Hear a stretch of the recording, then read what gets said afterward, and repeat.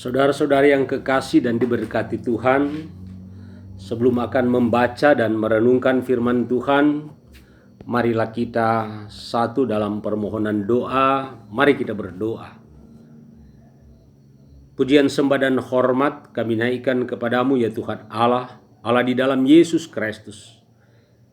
Dikala saat ini akan membaca, merenungkan firman-Mu, tolonglah kami lewat Roh-Mu yang kudus, supaya firman-Mu akan hidup di tengah-tengah kehidupan orang-orang yang percaya kepadamu. Dalam nama Yesus Kristus, firman kehidupan. Amin. Saudara-saudara yang kekasih dan diberkati Tuhan, bacaan Alkitab kita pada saat ini dari Mazmur 121 ayat 1 hingga ayatnya yang ke-8, yang berkata begini: Tuhan penjaga Israel, nyanyian Syiarah. Aku melayangkan mataku ke gunung-gunung. Dari manakah akan datang pertolonganku? Pertolonganku ialah dari Tuhan yang menjadikan langit dan bumi. Ia takkan membiarkan kakimu goyah. Penjagamu tidak akan terlelap. Sesungguhnya tidak terlelap dan tidak tertidur penjaga Israel. Tuhanlah penjagamu, Tuhanlah naunganmu di sebelah tangan kananmu. Matahari tidak menyakiti engkau pada waktu siang atau bulan pada waktu malam. Tuhan akan menjaga engkau terhadap segala kecelakaan. Ia akan menjaga nyawamu. Tuhan akan menjaga keluar masukmu dari sekarang sampai selama-lamanya. Saudara-saudari yang kekasih dan diberkati Tuhan, yang menjadi tema perenungan kita adalah pertolongan dari Tuhan. Dalam perenungan ini saya mengantar dengan sebuah sajak yang dikarang oleh Margaret Fishbeck, seorang guru sekolah dasar Kristen di Kanada, yang judulnya adalah Jejak. Bunyinya begini: pada suatu malam aku bermimpi. Aku berjalan di tepi pantai bersama dengan Tuhan.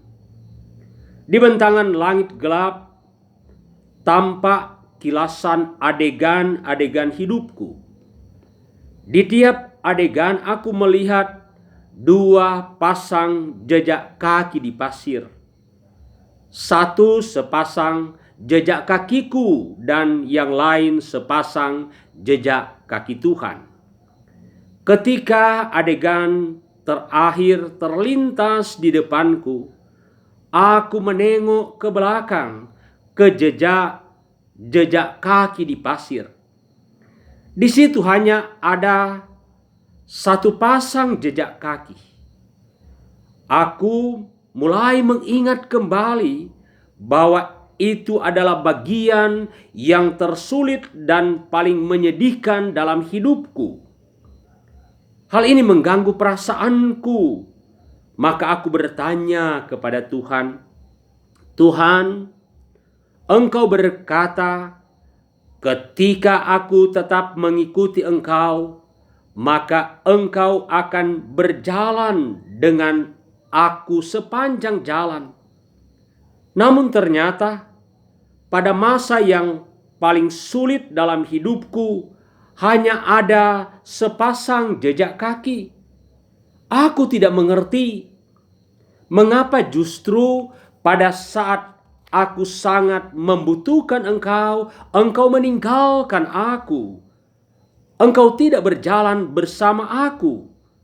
Dan Tuhan menjawab, anakku yang kukasihi, aku mencintai kamu dan tak akan pernah meninggalkan kamu.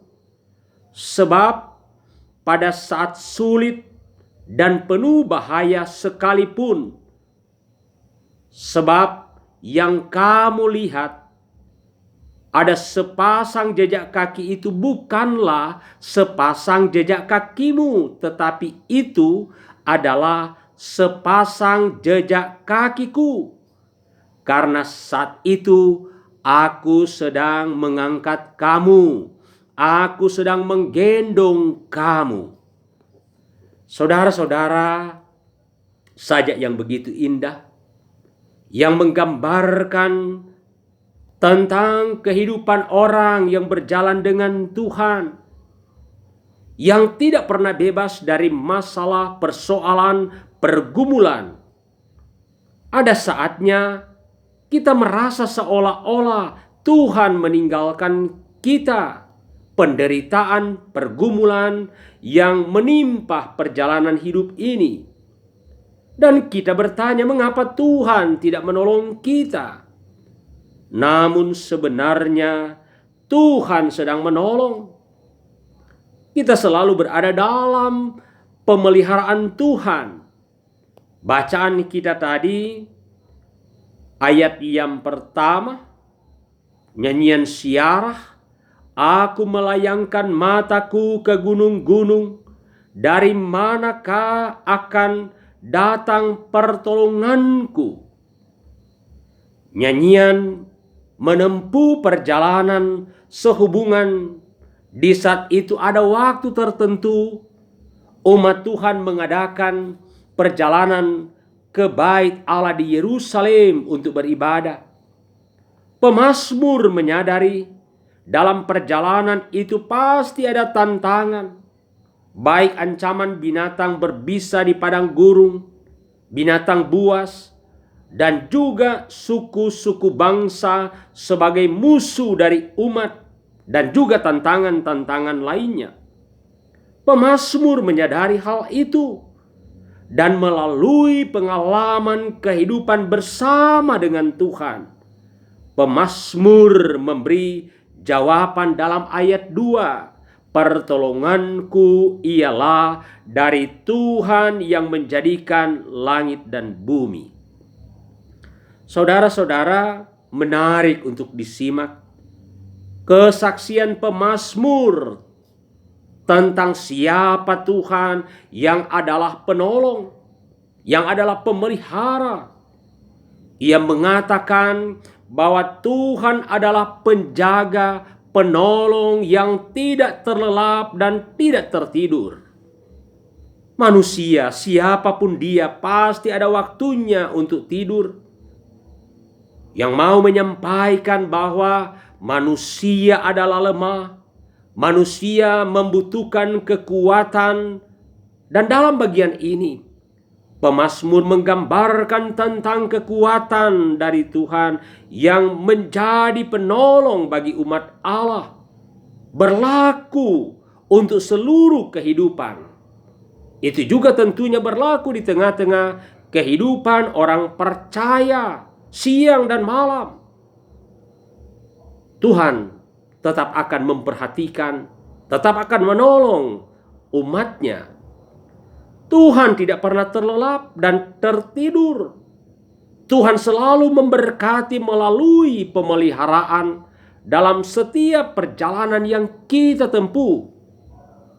Pemazmur juga melanjutkan tentang Tuhan bahwa Ia yang berkuasa atas ciptaannya, baik matahari dan bulan yang tidak menyakiti umat Tuhan.